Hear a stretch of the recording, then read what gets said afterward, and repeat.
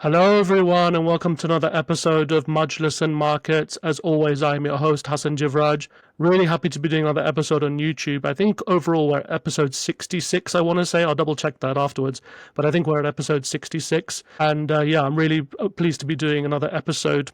And please do remember to like, share, and subscribe to this podcast and vodcast, I should rather say, and also all our social media channels as well at Majlis and Markets. But now I would like to introduce my guest, Rachel Ziemba. Rachel, welcome back to Majlis and Markets, part two. Thank you and congratulations. This has become a real, go-to in this space. So Thank you so glad to much. be back. Rachel, I was just talking to you offline just now. I was like trying to remember when we did our first episode, audio episode. It was way back in April 2024, completely different time, although it was like over a year ago, lots changed. And I was just saying to you just now offline, like it seems like every day the world is changing and like circumstances from even like 2 months ago are completely different now. And I really want to talk to you about a lot of things. And I want to talk to you about BRICS. I think that I know the BRICS summit was just held in Brazil on Sunday last week. I want to talk to you about Trump tariffs and Donald Trump's thinking and what this all means, because I'm really fascinated by this topic of BRICS and the global south and all of these things. But before we get into all of that, Rachel, could you give us an update? What have you been up to since our last podcast? Sure. I continue to do a lot of work on coercive economic policy and emerging markets. I will say in the year since we last spoke, I've done even more on tariffs, both for political coercive goals, which we'll probably get into, but also economic. I've also gone back to the classroom. I was teaching at New York University this spring semester, international political economy. So, talking about all of these themes, including even a little bit about Islamic finance. And yeah, just trying to help clients and policymakers and other people sort of navigate this environment. And I Amazing, guess the amazing. other thing I've done is that I've launched a Substack called Yeah, Weaponized Economy, nice. where I talk about, I've always written about these themes, but where I talk about tariffs and sanctions and how the world is being reshaped by government, sort of government attempts to channel markets. So both sovereign wealth funds all the way to tariffs and sanctions. Fantastic. Yeah, I really think now, especially now with Donald Trump and the world we're living in, politics and finance and the political economy of how things work is very, very important when you're investing or just trying to understand and make sense of the world that we're living in. To begin with, Rachel, we had the election of Donald Trump in November last year. The return of Donald Trump or Donald Trump 2.0, what do you think that's meant for the global economy to begin with? Yeah, so I will say that Donald Trump 2.0, sort of they came in prepared in a way that they didn't with 1.0. Right? They came in with a plan, largely in Project 2025. They came in wanting to make big change on trade, even to a greater extent, I would say, than in the first Trump administration, when, of course, we saw many sort of trade agreements being renegotiated. We saw what seemed then to be high tariffs on China. But, we really seen in the first, not even 6 months yet, quite a lot of policy shifts. We also came in with real shifts in the US labor market by virtue of the sort of deportations and the immigration agenda.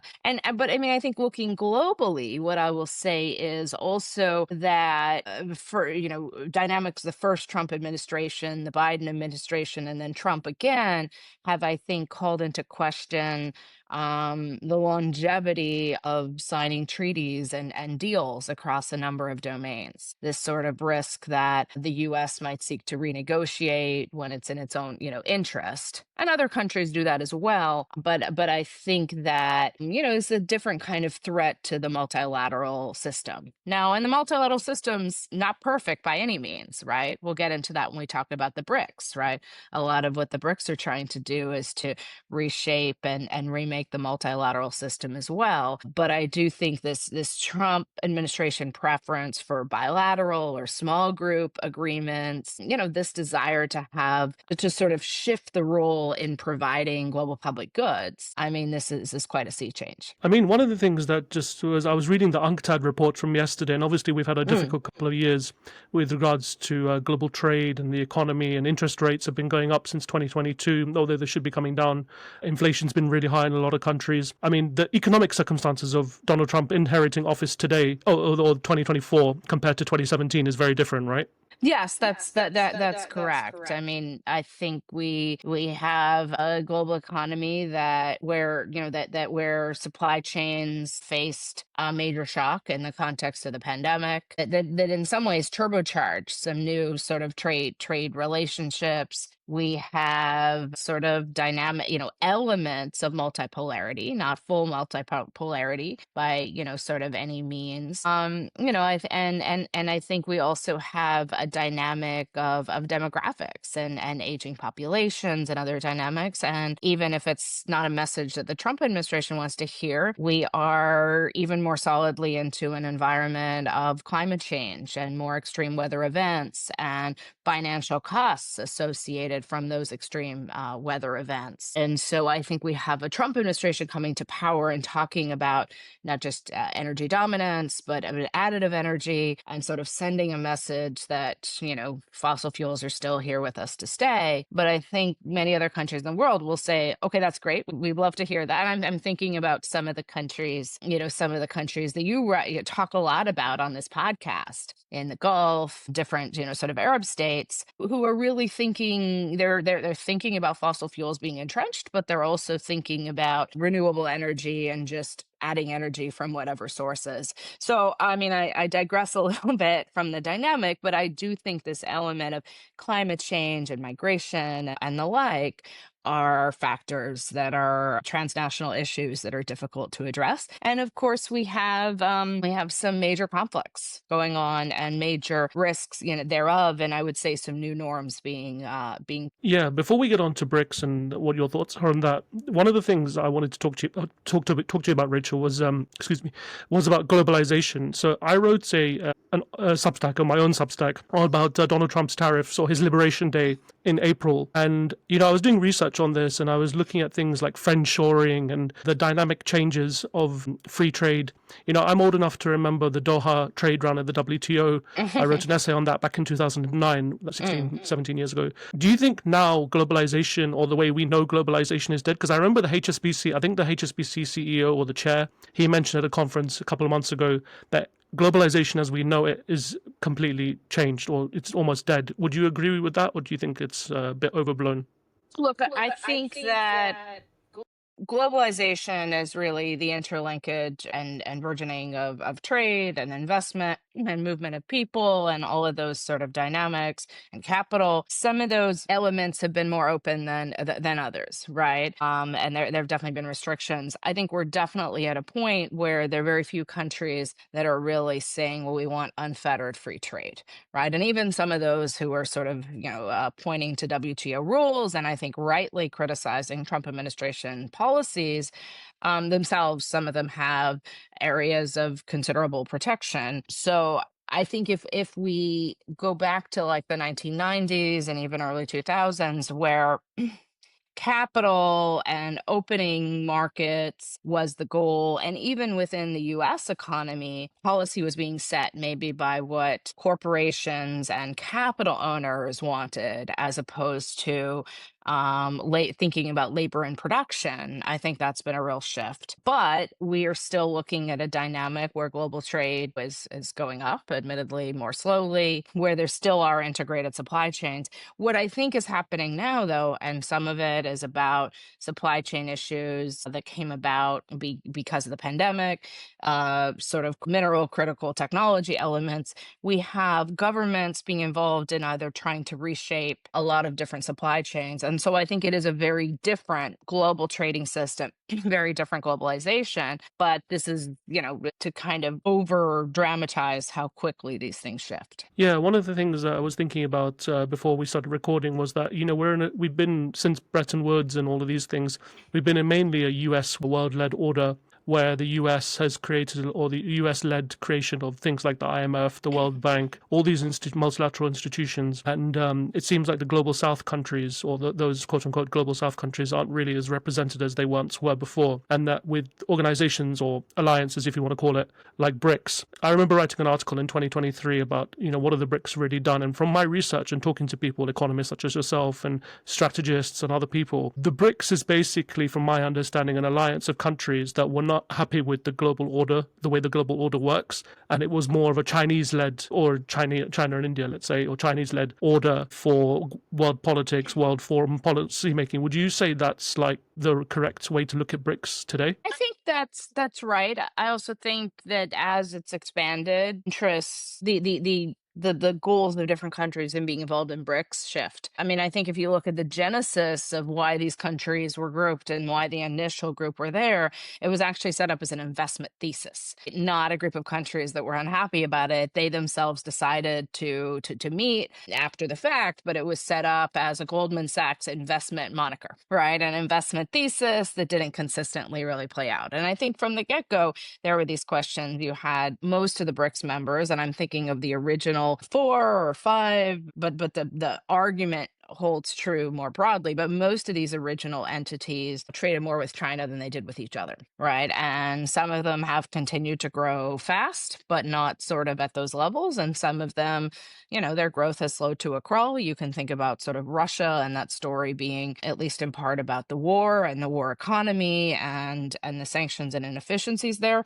But actually, even before the war, Russia was struggling to grow. So from an investment thesis perspective, it's been challenged. I do think a number of countries join for a few reasons. One is, yes, there can be a grandstanding sort of political, institutional sort of benefit from doing so up to a point. But also, I think a number of the new members look for opportunities, maybe not to invest with the whole group or to benefit from investment in the whole group, but to engage in minilateral and sort of bilateral closer agreements with some of the countries involved. And so I'm thinking about the interests that countries like Indonesia or Malaysia, sort of, have in this grouping.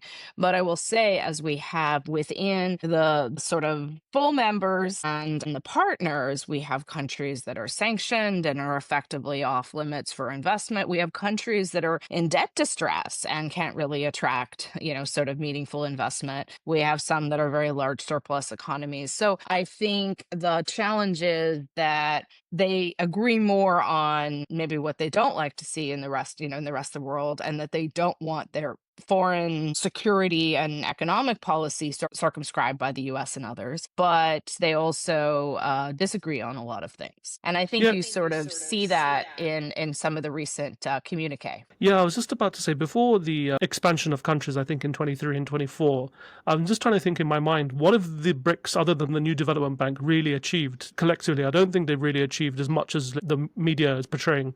Would you say that's right? I think that's right. I mean, and I think there's been very little achieved for the BRICS as a whole, right? I think you can talk a lot about smaller group, sort of bilateral collaborations that maybe came about because they were talking about and socializing these issues at the BRICS level. But, the New Development Bank and the sort of associated investments and the like is, I think, a major achievement. I think it also provided more of a platform that for different countries that were thinking about how to be less circumscribed by sort of the dollar dominance and the like to discuss those issues. I think it's hard to sort of say things like Enbridge collaboration and other things like that on digital currencies, how much kind of it wasn't really done in a BRICS context, but the fact that countries were talking about this at BRICS meetings and in other contexts, I think socialized it. But, I think there's a lot of other sort of global groups as well that may not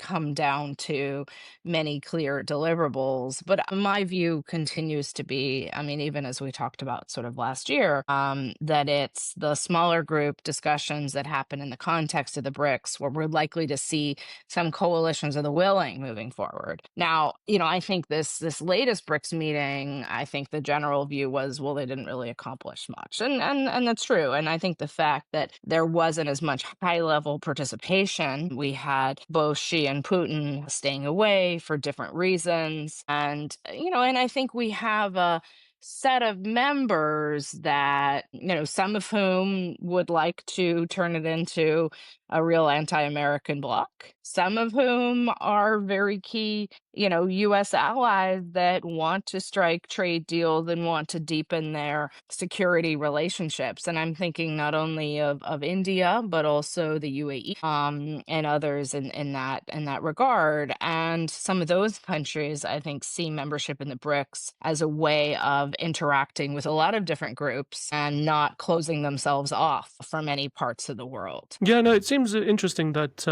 you mentioned India. India is getting very close to the US in its relationship, and I think like India's economy, I think, is going to be number 3 in 2050, I think, and it's going to be a very important player. Today it is an important player, but even a more important player than China, even in certain industries. But it just seems interesting to me that like a lot of US allies, like the UAE, like India, are part of this coalition of countries. It seems like they all want to hedge their bets when dealing with the US and China.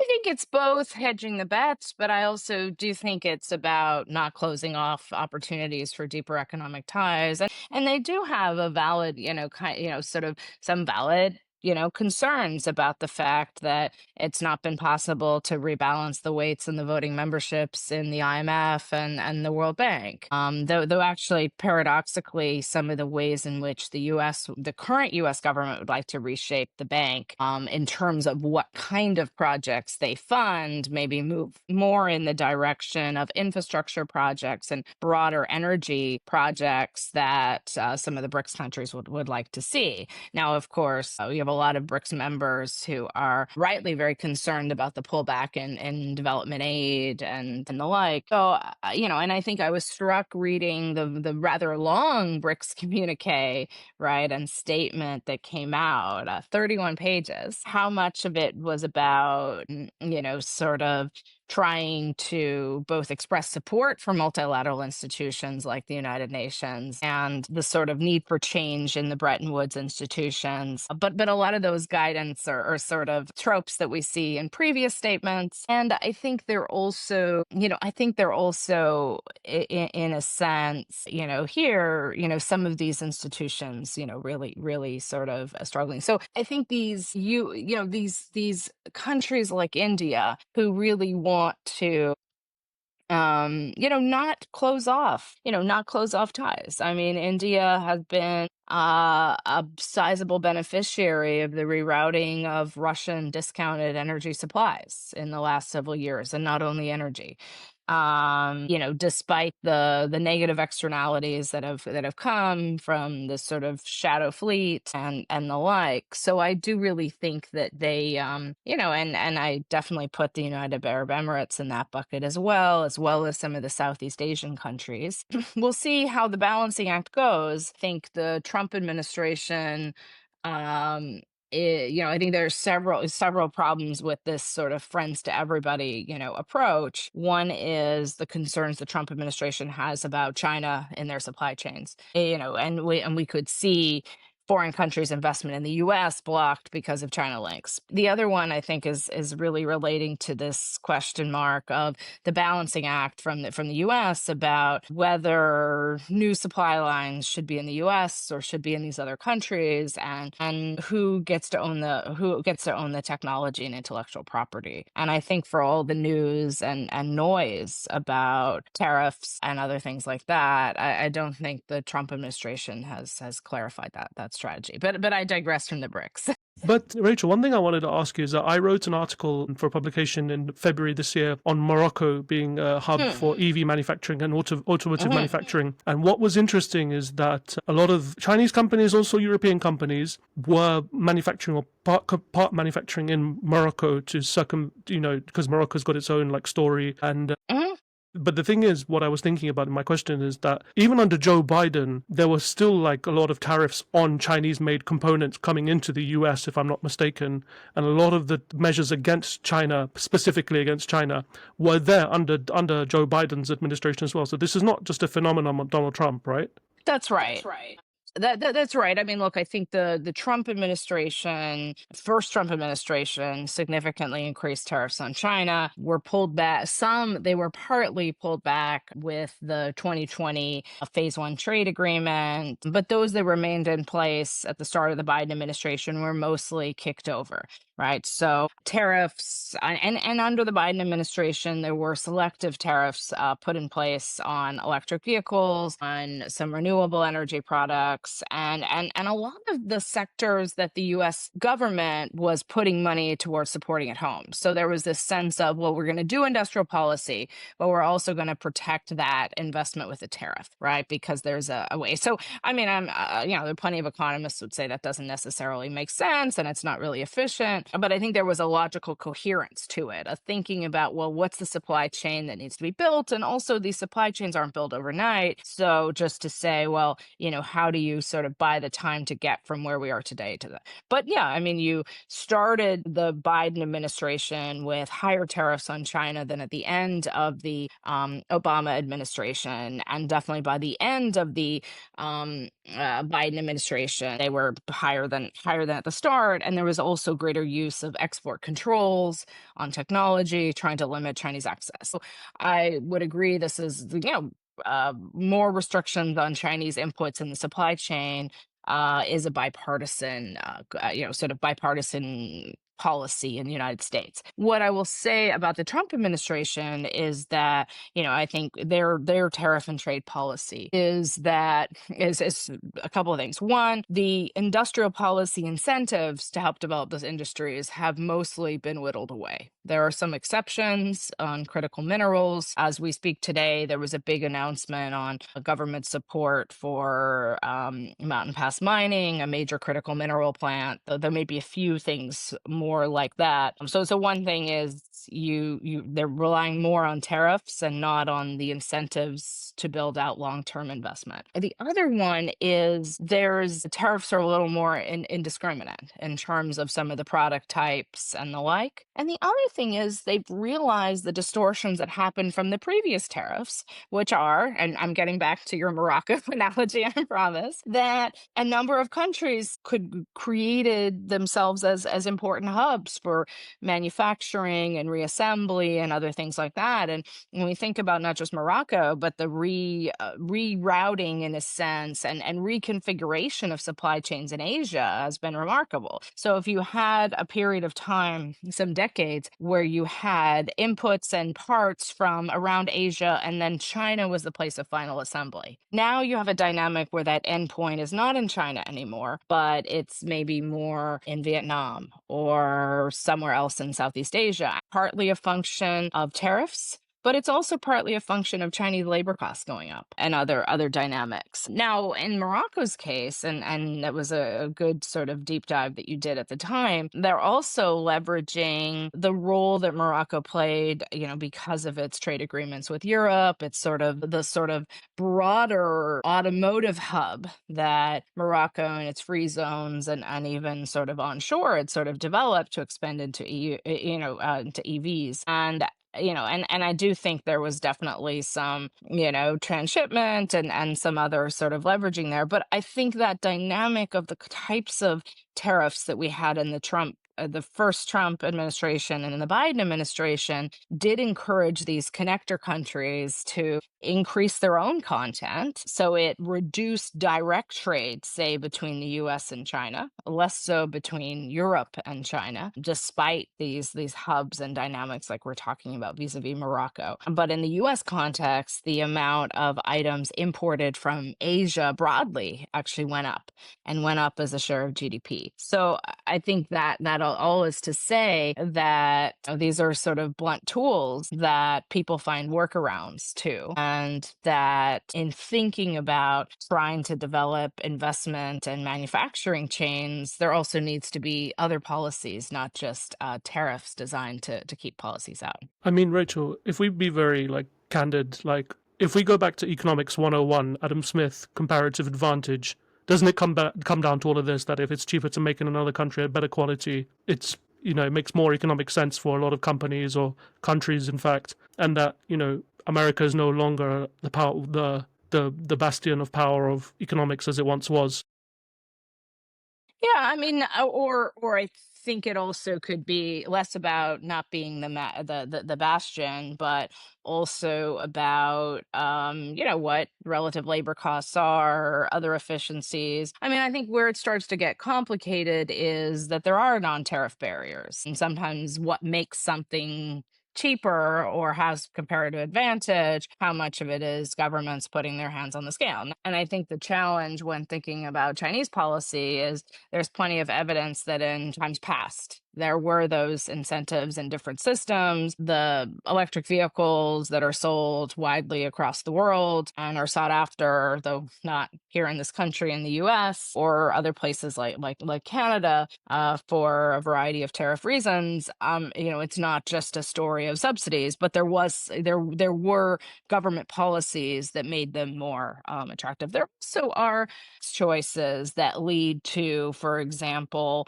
companies to park their intellectual property in one jurisdiction versus another. And I'm thinking about the pharmaceutical industry and the tech industry, who right now, and this is something, if the US really wanted to bring back production or increase revenues or the like, they also could close a loophole in their own tax system that leads to many US companies choosing to pay tax or to sort of park their revenues in Ireland. So I guess the point is that, yes, in theory, a comparative advantage, yes, is the case, but unpacking what's driving that comparative advantage, I think there is an argument, whether Adam Smith would fully buy it or not, but that there are some goods where, from a defense industrial base and from a national security perspective, having diversification of supply chains, whether or not it's directly at home. And so there are segments of the market where you really just have one or two producers of something, and that creates concerns. So I think even if you follow a national security kind of argument or security of supply chains or diversity of supply chains argument, you could do that. What worries me a bit about the Trump administration policy right now is there seem to be goods involved that I don't really see a national security argument, and I don't necessarily see the associated policies that would actually build the supply chain. I see a lot of and I think who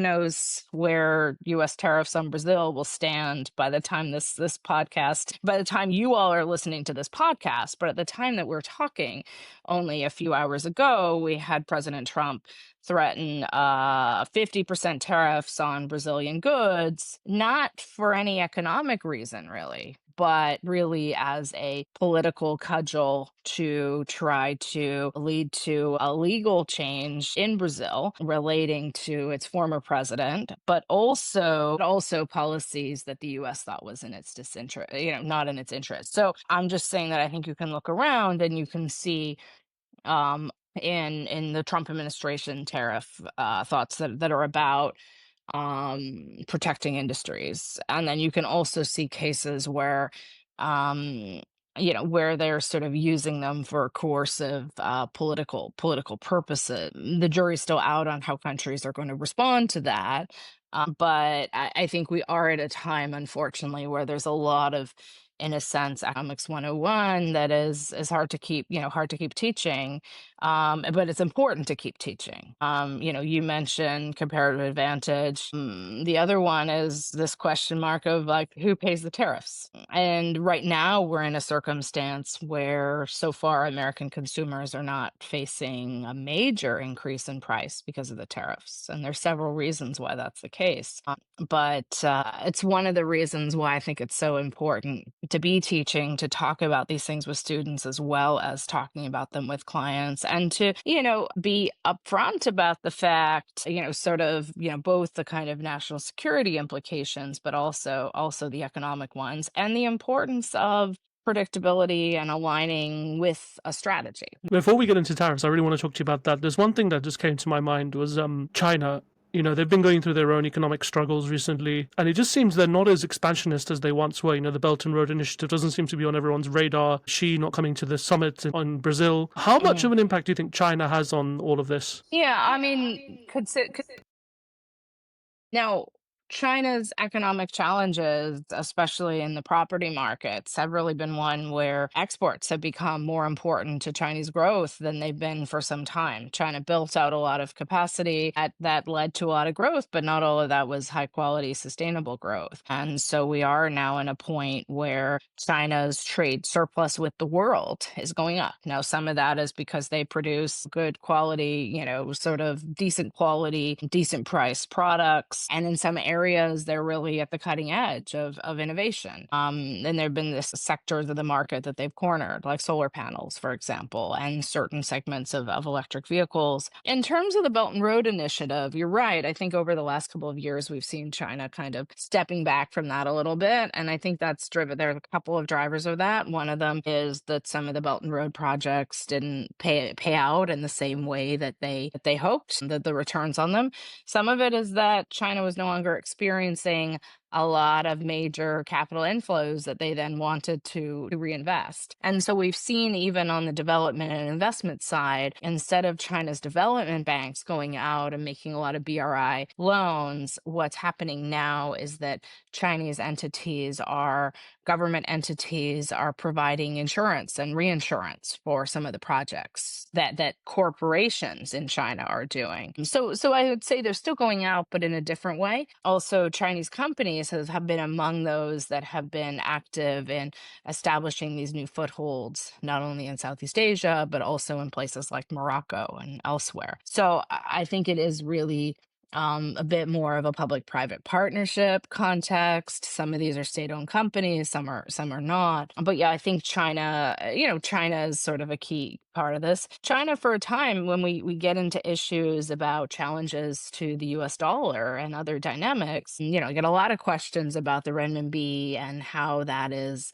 evolving, how much of a challenge to the dollar and in which areas. And the short answer there is, it depends. But ultimately, the renminbi is still not a major challenger to the dollar, in part because of capital controls, in part because of other and in part because China's own somewhat ambivalence about taking on the costs of being a reserve currency issuer. So I think they're looking to play a longer game, and they have been turning a little more sort of inward, at least on the import side, even as they turn around and try to export more. So I think China's own challenges mean it's sort of picking and choosing. And we see China very active on the certain types of commercial side of things, but very much not on the military and protecting sort of sea lanes and infrastructure like that. I was watching Top Gun Maverick again, rewatching it Mm. yesterday on TV. They didn't name the country that they were attacking, but I think most people interpreted that it was China. And when the movie came out in 2022, there was an interesting a review by the Financial Times, and the journalist at the FT was talking about how when the original Top Gun was made in 1986, this was just before the Soviet Union and everything collapsed, and the Berlin Wall collapsed and everything, and we had this like U.S. versus China rivalry. Would you say that American policymakers, they are cognizant of like China slowly gaining, taking on things like a reserve currency? Do you think a lot American policymakers are aware of China's prominent or rising prominence? Would you say? I think if anything, they might be over aware, or I think the dynamic in Washington is probably to overplay and underplay sometimes at the same time. And some of that you could say is its own version of a military industrial complex that, you sort of point to threats so that you get your own sort of, revenues and the like. I think that China has a greater commitment to reducing the reliance on the dollar than necessarily the renminbi being sort of, and again, it's not only about a reserve currency. China, on the currency side, some years ago, China shifted, had a goal of internationalizing, but also deepening its own, networks at home. It really turned to developing financial payments and making those more efficient at home. And yes, we have more renminbi used in trade settlement, but we really don't have a lot of like final savings in renminbi. And if you're going to be either a reserve currency or a broader investment currency, then you really have to have that. And so I think we're in that, in that mode, and it's not only what China wants to do, it's also there are ways in which the US can be making its own assets less attractive. The most important, I think, is this question about, sort of, the fiscal dynamics and, dynamics of could there be times when the debts aren't paid back? And then the other one is that the US and sometimes with its allies has weaponized its currency, right? And I think you can look at it from a policymaking perspective and say, well, sometimes that's you got to use the tools that you have available, but there are sort of costs that people are sort of looking to. That being said, there still is nowhere that rivals the US in terms of liquidity, depth of markets, places to, if you're trying to put a lot of money somewhere, there aren't a lot of other, alternatives. And we've talked about some of the limitations where China's concerned, where Europe is concerned. Well, some of the entities that maybe are cautious about the dollar from a weaponization perspective might also be worried about the euro. And I think about sort of Russia and Russia associated entities. But also, it's still a fragmented section of 27 countries and their bonds. So that liquidity and sort of dynamics. But back to your question, from a Washington perspective, I think there have been planners in Washington very well aware of kind of China's increasing control and influence over critical supply chains, for example, critical minerals for decades now. That's only really become more mainstream recently. And on the military side, I mean, I think there is concern there. It's one of the reasons why sort of pressuring China and less Chinese reliance in the supply chain is a bipartisan issue. I just think that some people would look and say, well, you have to scale the different risks, right? It's probably not realistic to have China nowhere in the supply chain. And I think the recent standoff on export controls between the US and China in the last couple of months is, I think, a bit of a case in point. There are items that each country still relies on the other for. That could change over time, but probably not immediately. So I think if anything, across the space of thinking about the BRICS, thinking about dollar dominance, thinking about China, sort of China's role and other multipolarity, I think it's the kind of area where as things are shifting and evolving, and there is a direction of travel, there is a big risk that for some analysts of either extrapolating a very quick evolution or denigrating and saying, well, really not much has happened. And I think it's really important for all of us to kind of identify some signposts and a set of them to say, well, what are the things that are changing? And sometimes things can go from small amounts to large amounts, quite quickly.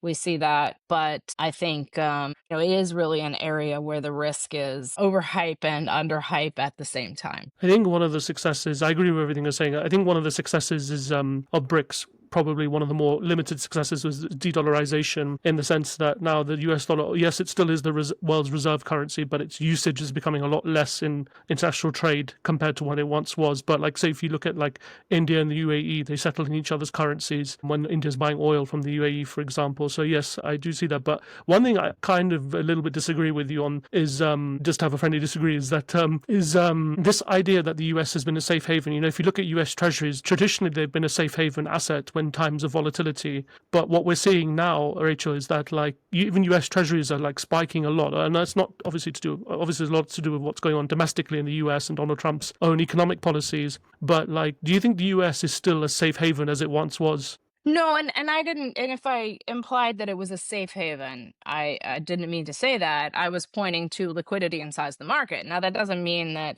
you're necessarily always going to be, strong returns. I think some of it is if you're a really big investor, a sovereign wealth fund, a reserve manager, it's hard to fully avoid the US. What I do think we've seen in the last couple of months, and it is really about US policy, and I would say more as much about US fiscal fiscal policy and threats to the independence of the Federal Reserve as it is the tariff and trade policy. But I think you had a lot of investors who said, we're not comfortable having unhedged US positions. So, and once you're going to hedge the currency risk of, say, a US equity investment or the like, then some investors are going to sort of lighten up on their exposure. So I think we saw an episode of that. And we have seen other markets, some of it was sort of catch up after sort of several years of especially US equity outperformance and the like of European, especially in euro terms, they're sort of rallying, sort of fairly strongly this year. So, I'm very hesitant about using the term safe haven.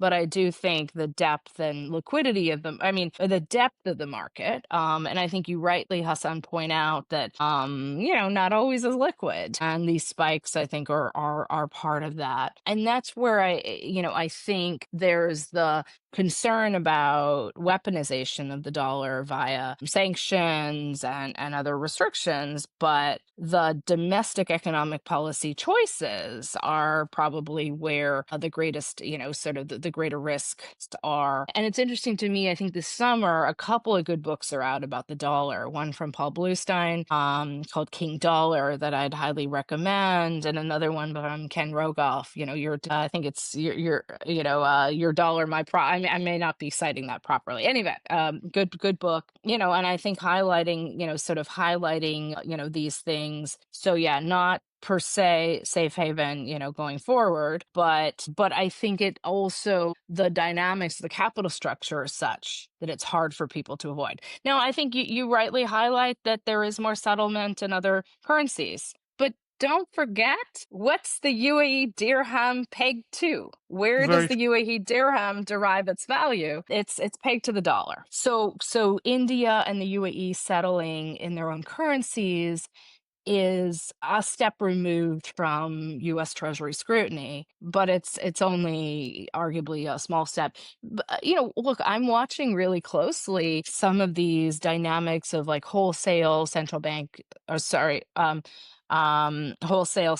digital currency dynamics, some of the agreements between Ambridge, that the Central Bank of the UAE, People's Bank of China, some of the Southeast Asian countries are sort of involved in. These could not only speed up payments, right, which across borders can take a long time, right, especially in volume, but they could provide additional pathways. And I will note that in the BRICS statement, they did endorse the work they're still doing on BRICS related settlement. But I'll note that they're commending the work they're doing. There's not necessarily something new. And I do think that's where it would be useful for all of us sort of tracking the market if some of the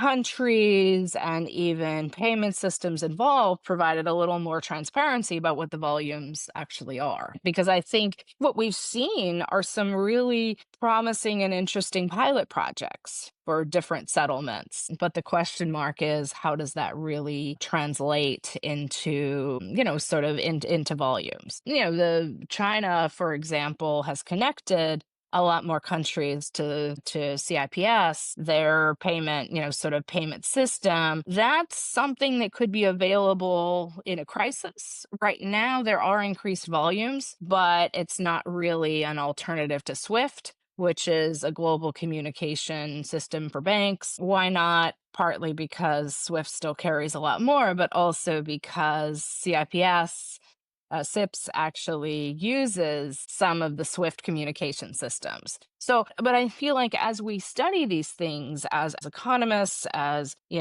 political economists and the like, we really have to sort of look at both what's happening now and what could be used in a crisis, whether that's swap lines, whether that's new payment systems. Because if we look at Russia's case, a lot of its resilience came from things like setting up, yes, more costly domestic payment systems that disconnected from global credit card systems. And it took them, it didn't work seamlessly. It might not have come into effect in full amount if there hadn't been a war. But I do think we have both more economic competition, economic statecraft, conflicts of various sorts that mean a lot of countries are hedging. And a lot of companies need to be thinking more seriously about where their supply chain vulnerabilities lie. One thing I wanted to ask you, I don't know if you know too much about this, but in cryptocurrency, particularly Bitcoin, obviously it's been rallying a lot Mhm. since Donald Trump came into office. He's done a lot, and he's trying to introduce a lot of legislation. One thing that was interesting, Mhm. I mentioned this to an asset manager in the last episode, was a lot of American companies are buying Bitcoin not just as as a strategy, but also, as he was telling me, they're using it because they're betting on Donald Trump. Implementing a lot of these kind of pro crypto, pro Bitcoin policies. Do you think countries as well will turn towards these kind of technologies in this payment system? Yeah, some might, and some are sort of issuing their own, right? We have a couple of countries. Some of them are still sort of at sizable pilot phase of, issuing their own, or especially these dynamics of facilitating stable coins, right? So I mean, you're talking about Bitcoin, but I actually think the amount of people, in part, taking advantage of the spread, right? Sort of stablecoin issuers tend to hold a lot of interest bearing assets, the bonds and the like. Hong Kong, for example, just came out with some new sort of stablecoin legislation and the like. But I think so. I think countries are thinking about that. I think some investors are, just as maybe they're thinking about with gold, they're thinking, well, it could make sense to have some portion of this in the portfolio. And if a number of people say, well, maybe we should have X percent, even if it's a small percentage, that could have an impact. One of the challenges with Bitcoin, its market cap has grown, but the volumes are just not there to tackle the kind of, trade sort of trade flows that we're talking about, or the capital sort of dynamics. So there is a question there, but I think there are some use cases. On the Trump side, we definitely moved from a Biden administration and even a Congress that was outright quite negative towards digital assets, to one in the Trump administration that is quite negative towards any digital asset that might be issued by the U.S. government, which I think is probably a bit of an own goal. So that's not necessarily a great compromise, but they have been more open on a variety of different things, especially, as I say, relating to stable coins and other meme coins and the like. I think those who are hoping that there will be a government bid for Bitcoin or Ethereum or different other coins because of a US sovereign fund or other things like that might be a bit overstating it. I mean, we could, if anything, see the government wanting to sort of monetize and take advantage of some of the run up of the sort of assets that they seized because of their involvement in illicit activities. So the greater government interest in cryptocurrency and digital assets more generally isn't necessarily just an upward move. As we bring the podcast to close shortly, one of the things I wanted to ask you was we're recording this on the 10th of July, and a lot's happening in the news feeds. You mentioned about Trump wanting to enforce tariffs on Brazil and other BRICS countries. Where do you see for the second half of the year? Do you think this is going to be what we're going to be dealing with, like tariffs and just like off the cuff remarks by Donald Trump, or do you think it'll be a bit more measured? Probably not more measured. So I think that this tariff story and the tariff uncertainty has some more time to play out, especially in the next couple of weeks, sort of, and probably between now and Labor Day. I think, as we're recording this and sort of second week of July, we've just had a flurry of letters threatening tariffs. Brazil's was maybe the most surprising because Brazil is a country with which that buys more from the US than it sells to the US. And really the one of the ones that had a very clear political motivation or political policy change goal, as opposed to an economic policy change goal, right, of tariffs. So look, I think even the fact so anyway, so we're heading up to another self-imposed deadline of August 1, where we might see more tariff sort of adjustments. And even at that point, these tariffs might not be the final result. Now, in a sense, Trump feels emboldened about, setting these tariffs because so far there's not been a meaningful inflationary impact from the tariffs. That's partly due to the fact that there was a lot of stockpiling, buying in things before the tariffs came into effect.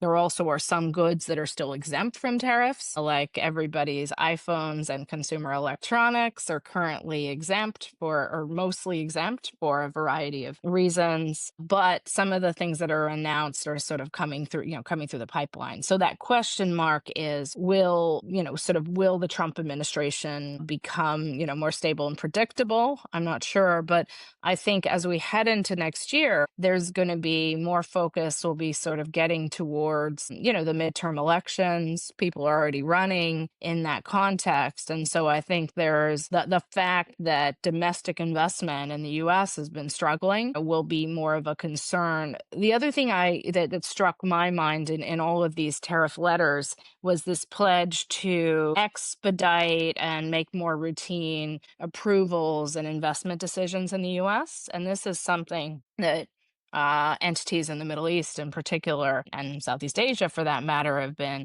sort of speaking out very strongly. There's not yet been sort of clarity about speedy access to CFIUS reviews, national security reviews, and the like. And I think clarity both on that and on some of the other tax implications is going to be really important. So yeah, I don't think the Trump administration and Trump himself is likely to be that predictable. But we'll see, and we'll particularly see what happens now that the big legislative agenda that the Trump administration wanted to pass, which is this Big big beautiful beautiful bill. bill, how that sort of comes into place. But yeah, definitely, I think lots of tariff headlines, lots of uncertainty for business, and even individuals in the coming few weeks and months. I think for much of the remainder of the year. Yeah, what's interesting is that if you look at you mentioning all of this, but like the stock market just seems to be looking the other way. Like Nvidia just hit 4 trillion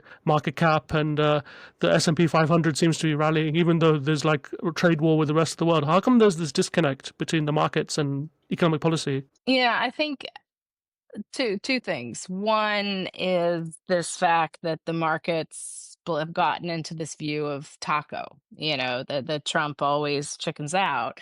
I think the answer is he doesn't check out of everything.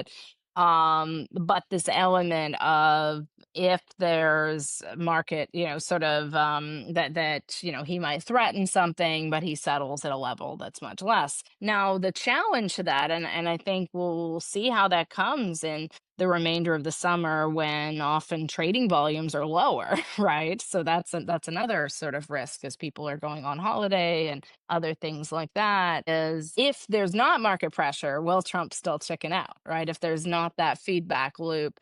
And the answer might be, I think Trump administration Mark II versus Trump Mark I is less sensitive to just financial market pressure and more sensitive to US businesses calling him up and saying, we're going to have to shut factories. We're going to have to, there's going to be real economic pain. We're going to have to lay off workers. We're going to have to do that. And I think people are cautiously probably going to have to engage in those conversations because, Trump is sort of, even the steel and aluminum tariffs are, sort of hard to absorb for downstream manufacturing interests. So any case, so the disconnect is partly this view of, well, he's threatened this, but he'll settle at something lower than that. And then the other one is that because so far the tariffs have not been very inflationary, I think there's some market, hope that interest rate cuts are coming. I think the Fed right now is quite cautious because, the job market's doing okay. It's not super strong, but it's also not super weak. And inflation is sticky. But I think if you read between the lines of the Fed statements,